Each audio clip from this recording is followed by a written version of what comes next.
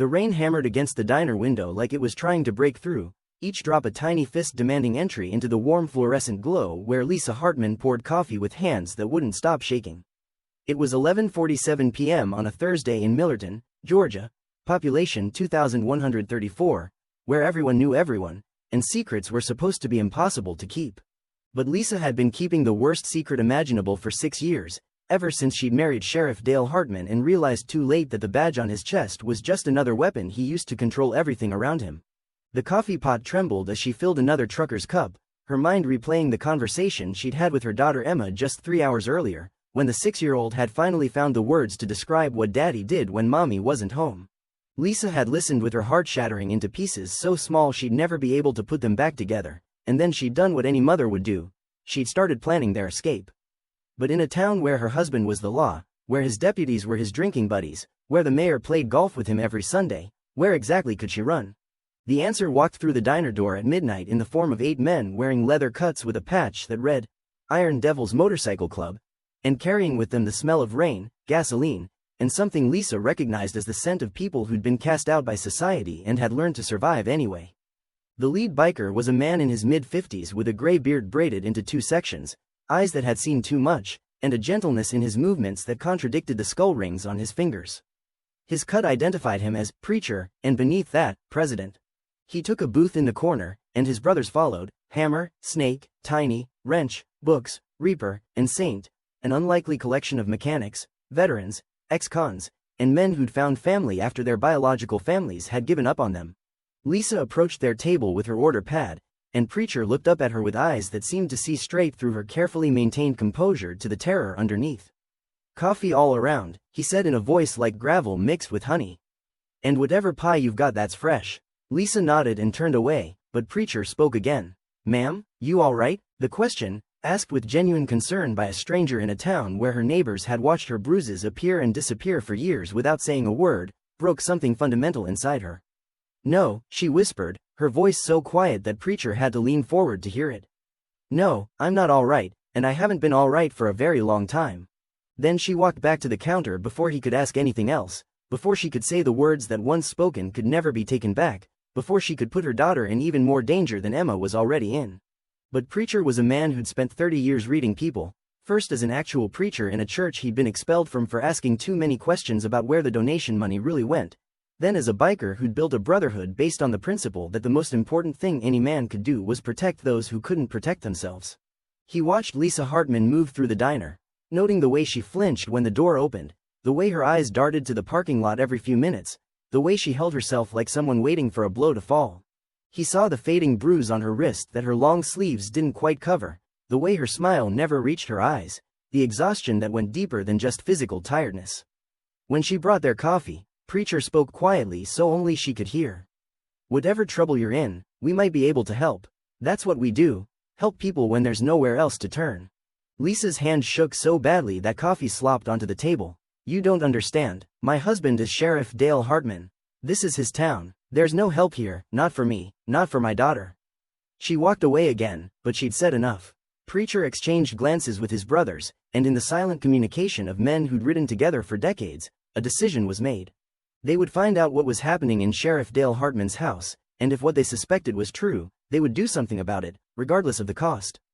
The Iron Devils had been in Millerton for 2 days, passing through on their way to a charity ride in Florida that raised money for children's hospitals, the irony of which wouldn't be lost on any of them later. They'd camped at a state park 20 miles outside town, keeping to themselves, causing no trouble, being the kind of invisible that bikers learned to be when they didn't want attention. But now they had a purpose, and the next morning, they began what Preacher called reconnaissance and intelligence gathering, which was a fancy way of saying they started asking questions and paying attention to things that didn't add up.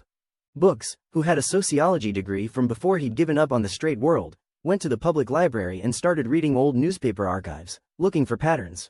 What he found was illuminating: 6 years of glowing coverage of Sheriff Dale Hartman, elected on a platform of traditional values, and protecting Millerton's children, not a single negative story, not even when a suspect had died in custody 3 years ago under circumstances that should have triggered an investigation. Wrench, the club's youngest member at 28 and a wizard with anything electronic, sat in the diner's parking lot with a laptop and started mapping the digital footprint of the sheriff's department. He found sealed records, complaints that had disappeared from the system, and a pattern of intimidation complaints against Dale Hartman that predated his election.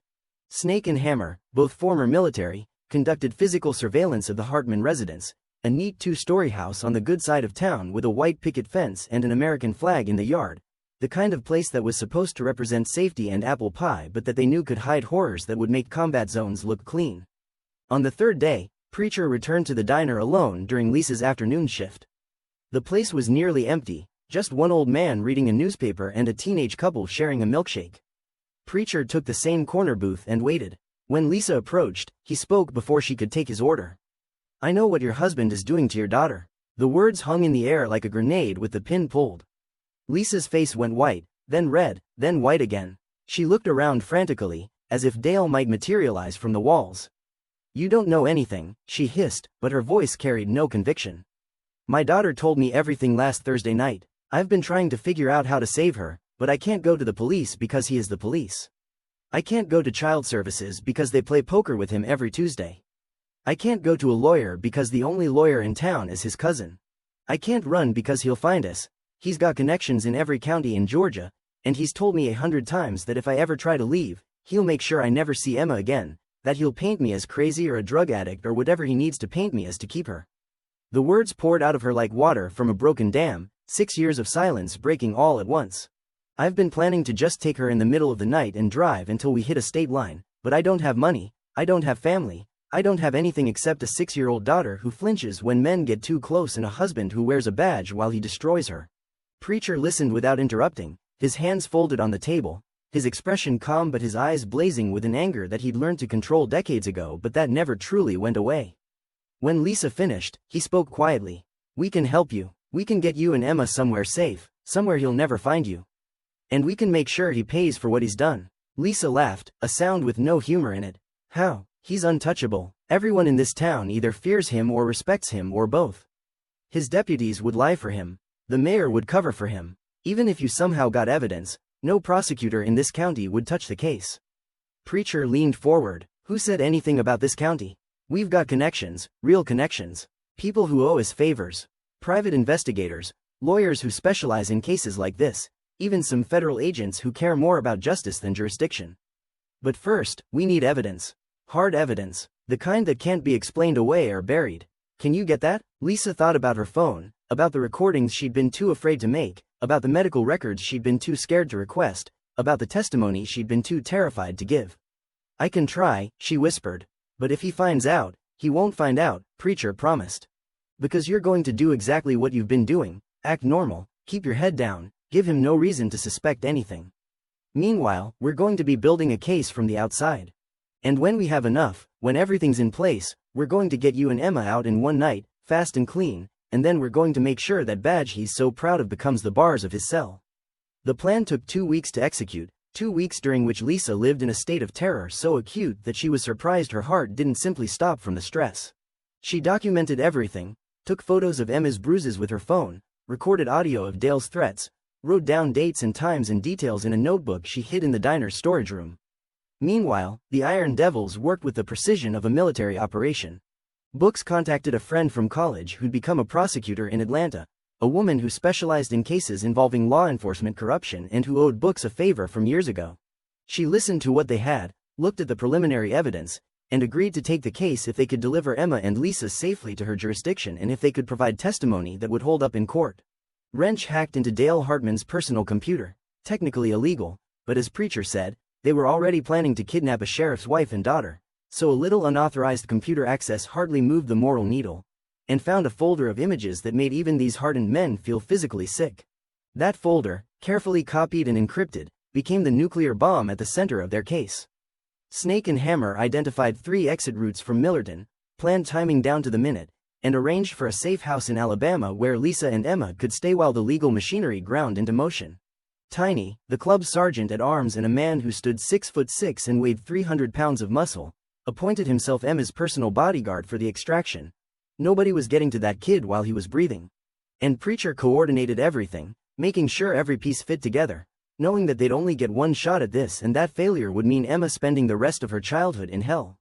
The extraction happened on a Friday night, Chosen because Dale had a standing poker game that ran until 2 a.m. and because the deputy who usually backed him up was out of town at a training conference.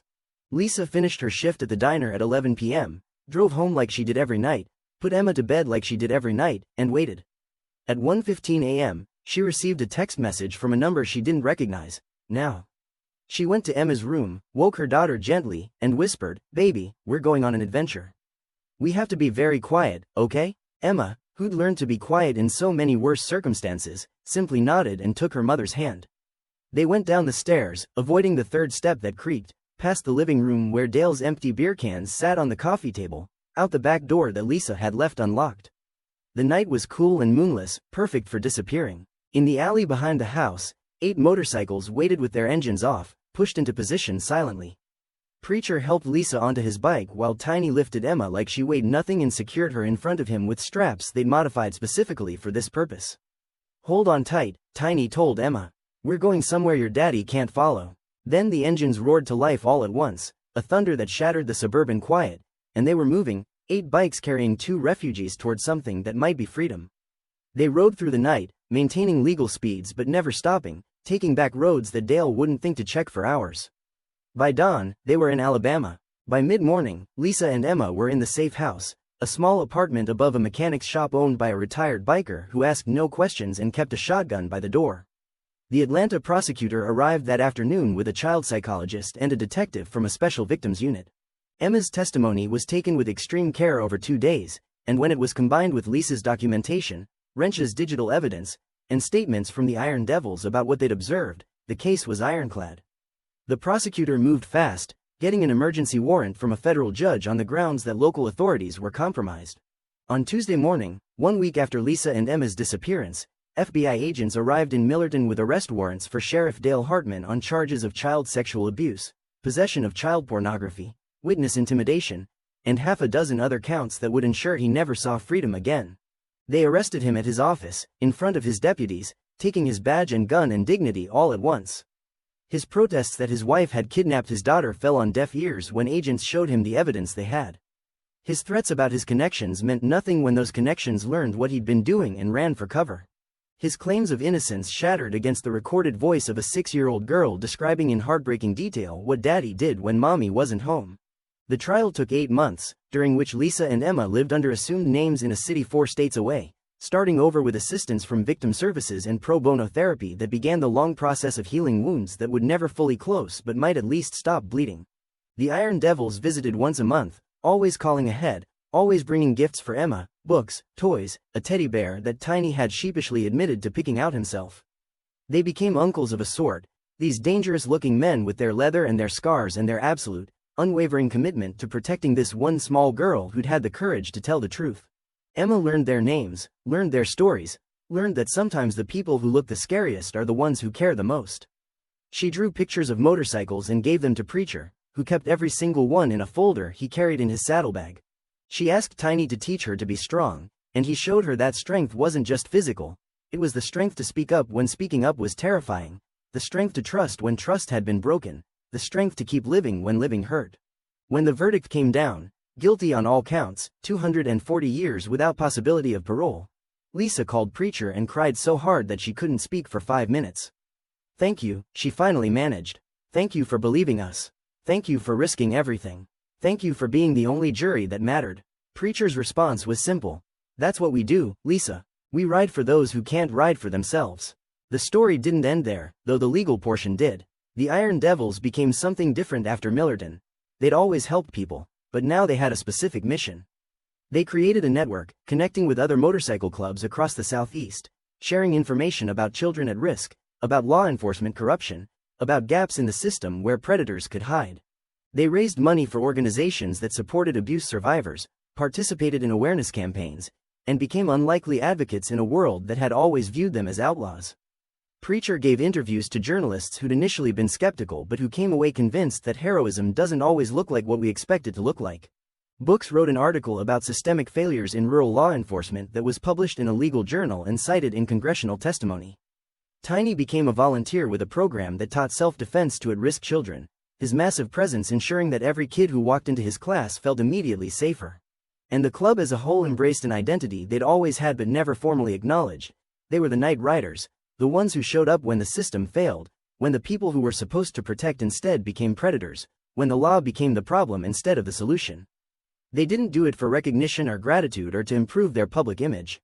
They did it because once you've seen a 6-year-old's face when she realizes she's finally safe, once you've heard a mother's gratitude when her child is rescued from hell, once you understand that the difference between justice and injustice can be as simple as a group of men deciding to give a damn when everyone else has looked away, once you've experienced that, you can't go back to riding past suffering and pretending it's not your problem. 5 years after the extraction, Lisa had rebuilt her life to the point where she could finally breathe without feeling like Dale was about to walk through the door. She'd gotten her GED, then an associate's degree in social work, and was now employed by the very organization that had helped her, paying forward the rescue she'd received. Emma was 11 and thriving, still in therapy but laughing more than she cried now, making friends and playing soccer and doing all the normal things that had seemed impossible when she was 6. They lived in a modest apartment in a city where nobody knew their history, where Emma was just a regular kid and Lisa was just a regular single mom, and that anonymity was more precious than any amount of wealth. But once a year, on the anniversary of the night they rode out of Millerton, the Iron Devils came to visit, parking their motorcycles in the apartment complex lot and causing quite a stir among the neighbors who'd never seen anything quite like 8 bikers in full colors showing up with pizza and presents. Emma ran to greet them now without fear, hugging Tiny first because he was her favorite, then making the rounds to all of them. They'd picnic in the park, these unlikely friends, and if people stared at the sight of a little girl sitting on a biker's shoulders while her mother chatted with men whose arms were covered in tattoos, well, let them stare. This family had been forged in fire and couldn't be broken by judgment. During one of these visits, Emma asked Preacher the question that had been building in her mind as she grew old enough to understand what had really happened. Why did you help us? You didn't know us. We weren't your family. You could have gotten in trouble. Why did you care? Preacher looked at this girl who'd survived what should have destroyed her and who was growing into someone strong and thoughtful and kind despite everything. Emma, you want to know what I learned a long time ago? The world is full of people who look at suffering and find reasons why it's not their problem. It's too complicated, it's too risky, someone else should handle it, they're too afraid or too comfortable or too convinced that they can't make a difference. But suffering doesn't stop because we look away from it. Evil doesn't disappear because we pretend it's not there. And children don't save themselves, they need adults to step up, even when stepping up is hard or dangerous or illegal. He paused, choosing his words carefully. Your mom did the hardest thing any parent can do. She admitted that the person she married was a monster and that she needed help protecting you. That took more courage than anything I've ever done. My brothers and I, we just provided the tools and the transportation. We were the Night Riders, sure, but your mom was the one who flagged us down. She was the one brave enough to trust strangers when everyone she was supposed to trust had failed her. We helped because that's what people should do when they see someone in trouble. It's not complicated, it's not heroic, it's just basic human decency that somehow became rare enough that people call it heroism when it should just be called being a decent person. Emma absorbed this, then said something that Preacher would remember for the rest of his life. When I grow up, I want to be a night rider too. Not on a motorcycle, but like you. Someone who helps when everyone else looks away. Preacher smiled, and for the first time in years, it reached all the way to his eyes. You already are, kid. You already are. The ripple effects of that one rescue continued to spread in ways none of them could have predicted. The prosecutor who'd taken Dale Hartman's case used it as a springboard to create a task force specifically focused on law enforcement corruption in rural areas, and over the next decade, 47 officers in positions of authority were arrested for crimes ranging from evidence tampering to assault to sexual abuse. Millerton itself went through a reckoning. Dale's arrest had blown the lid off a culture of silence and intimidation, and while the town fought hard against accepting what one of their own had done, eventually the truth became undeniable. The sheriff's department was restructured, with outside oversight. 3 deputies who'd covered for Dale were fired. The mayor chose not to run for re-election. And slowly, painfully, the town began to understand that sometimes the monsters aren't strangers. They're the people you trust most, and ignoring the signs because it's uncomfortable or inconvenient makes you complicit. It was a lesson purchased at a terrible price, but it was learned nonetheless. Meanwhile, the Iron Devils found themselves in demand from people across multiple states who'd heard about what they'd done and wanted their help. They couldn't take every case. They were still just 8 men with day jobs and lives and responsibilities, but they evaluated each request, and when they found situations where they could make a difference, where a child was at risk and the system was failing, they rode. They partnered with legitimate organizations, worked within legal boundaries when possible and pushed those boundaries when necessary, and built a reputation as the people you called when you'd exhausted every other option and needed someone who cared more about doing what was right than about what was legal. 10 years after the extraction, Emma turned 16, and for her birthday, she asked for something specific. She wanted to visit Millerton. Lisa was horrified at the idea, but Emma insisted. I need to see it. I need to see where I was hurt but also where I was saved. I need to make peace with it. So they went, with the entire Iron Devils as escort, 8 motorcycles and 3 cars forming a convoy that rolled into Millerton on a Saturday morning.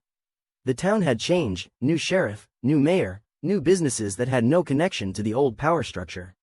But some things remained the same. The house where Emma had lived still stood, occupied by a different family now. The diner where Lisa had worked was still there, though under new management. They stopped at the diner, and Lisa walked in for the first time in a decade, with Emma beside her and Preacher and his brothers forming a protective wall. The current owner recognized Lisa from news stories and photographs, and to her credit, she simply said, "Coffee's on the house for you folks." Always. They sat in the same booth where Lisa had first asked for help, and Emma looked at her mother with new understanding. "You were so brave, Mom. You were trapped, but you found a way out. You saved me." Lisa shook her head. "No, baby. We saved each other, and these men gave us the chance to do it." Emma turned to Preacher. "Tell me the truth. Did you break laws to help us?" Preacher considered lying, then decided she deserved honesty. "Yes, we broke into your father's computer. We technically kidnapped you and your mother, even though it was consensual. We transported you across state lines without permission. We did a lot of things that could have landed us in prison if the authorities had decided to prosecute rather than grant immunity. But we'd do it all again, Emma. Every single law we broke, we'd break again, because sometimes the law is wrong and justice requires going around it." Emma nodded slowly, processing this. Then she asked, "What happened to my father? Is he still in prison?" Lisa had tried to shield her daughter from the details, but Emma was old enough now to handle the truth. "He is, and he will be for the rest of his life. He's in a federal penitentiary in Virginia, in a special unit for prisoners who'd be killed in general population. He writes me letters sometimes, asking for forgiveness, claiming he's found God and changed. I never read past the first line. I throw them away." Emma was quiet for a long moment, then said, "Good. He doesn't deserve your forgiveness. He doesn't deserve mine either. What he deserves is exactly what he got, justice." The word hung in the air, heavy with meaning. Justice. Not revenge, not mercy, just the simple, clean concept of justice. That actions have consequences, that monsters should be caged, that children should be protected and those who hurt them should pay. It was a concept the Iron Devils had built their lives around, and hearing it from the girl they'd saved validated every risk they'd taken, every law they'd bent, every mile they'd ridden. They left Millerton that afternoon, Emma having made her peace with the geography of her trauma, Lisa having confronted the place where she'd both suffered and been saved. As they rode away, Emma looked back one last time at the town disappearing behind them, and then she turned forward, facing the road ahead, leaving the past where it belonged. The story could end there, with Emma and Lisa moving forward, the Iron Devils continuing their work, and Dale Hartman rotting in a cell where he belonged. But there's one more chapter, one more piece that completes the narrative. When Emma turned 18, she got a tattoo, her first and only.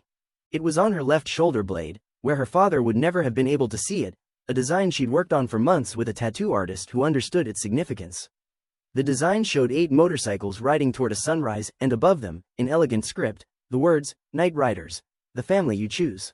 She sent a photo to Preacher, and his response came back immediately, "We're honored, kid. But you should know, you were always family. The tattoo just makes it official." Lisa framed that text message and hung it in her office, next to her social work degree and photos of Emma graduating high school. And in the Iron Devils clubhouse, in a place of honor above the bar, hung a portrait that Emma had commissioned. A painting of that rainy Thursday night 12 years ago, showing Lisa standing at a table with 8 bikers sitting around it, the moment when a terrified mother had found the courage to ask for help and a group of outlaws had decided to become heroes. Beneath the painting, a brass plaque read, "Sometimes justice doesn't come from a courthouse or a badge. Sometimes it comes from the highway, riding thunder, refusing to let the strong devour the weak. These are the Night Riders. These are the men who care when caring costs everything. May their example inspire us to be the people who show up when everyone else looks away." Years passed, the Iron Devils aged, Preacher's beard turned completely white, Tiny's knees started giving him trouble, books needed reading glasses. But they kept writing, kept helping, kept being the safety net for people who'd fallen through all the official safety nets. Emma became a lawyer specializing in child advocacy, using her own experience to fight for others who couldn't fight for themselves. Lisa ran a nonprofit that helped domestic violence survivors escape their situations, providing the practical help, money, transportation, housing, legal support that she desperately needed 12 years ago. And Dale Hartman died in prison at age 63, a heart attack that no one mourned, leaving behind a legacy of destroyed innocence and a daughter who'd survived him and thrived. At his death, Emma felt nothing, not satisfaction, not grief, not relief. Just the quiet recognition that the monster from her childhood was finally, truly gone, and that she'd built a life so full of light that his darkness couldn't touch her anymore. She called Preacher to tell him, and his response was simple: good. He doesn't get any more of your thoughts or your time. He's done taking from you. Now you just keep giving to others, keep being the person you chose to be despite him, not because of him. Emma promised she would, and she kept that promise.